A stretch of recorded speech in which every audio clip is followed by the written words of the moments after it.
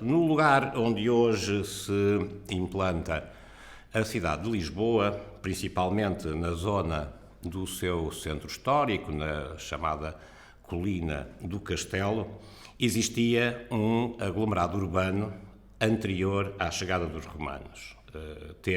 A arqueologia tem documentado até hoje uma presença praticamente contínua ao longo dos últimos 3.000 anos no morro da cidade de Lisboa, o que faz com que seja perfeitamente legítimo contrapor àquela ideia habitual dos 9 séculos de história de Portugal, contrapormos os 3 milénios de história da cidade de Lisboa.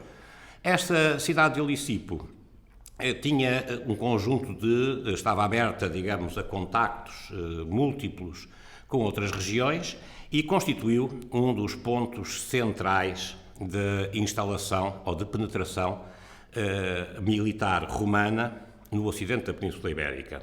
Essa presença militar foi apenas o princípio do episódio que transformou esta cidade, a antiga cidade indígena, numa nova cidade romana que revestia inclusivamente de características, digamos, de programa político-ideológico com a designação de Felicitas Iulia Olicipo, ou seja, acrescentou-se o epíteto de Felicitas e de Iulia, isto é, invocando o patrocínio, ao alto patrocínio do divino Júlio César, já falecido e divinizado, e o Felicitas como uma espécie de desejo de prosperidade futura da cidade. O que é que fazia de Olicipo uma cidade especial no contexto do Império Romano?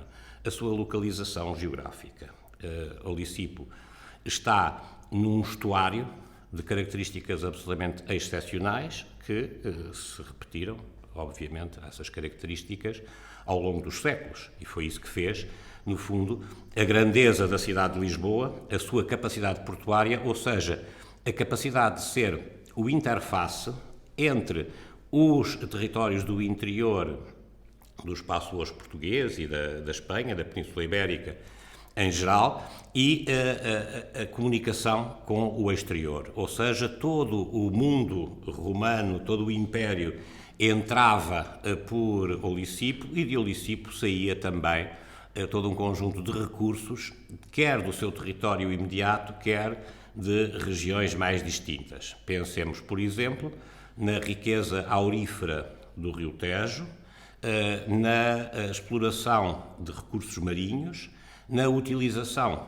de outro tipo de recursos que, naturalmente, faziam da cidade um ponto importante de produção e exportação.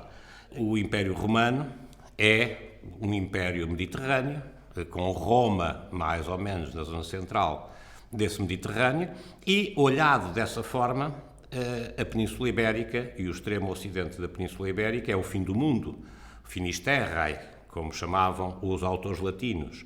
No entanto, não devemos esquecer que o Império Romano se estendeu também à Grã-Bretanha e aos Países Baixos. E a melhor forma de viajar ou transportar produtos desde o Mediterrâneo para a Grã-Bretanha ou para os Países Baixos era por via marítima, ou seja, contornando a Península Ibérica. Nessa navegação de contorno da Península Ibérica, que não é necessariamente uma pequena navegação de cabotagem, é uma navegação de alto, adquirem especial relevância todos os pontos que têm boa capacidade portuária. E foi isso, justamente, que fez de Olicipo um ponto essencial de passagem neste circuito de comunicações entre o Mediterrâneo e o Atlântico.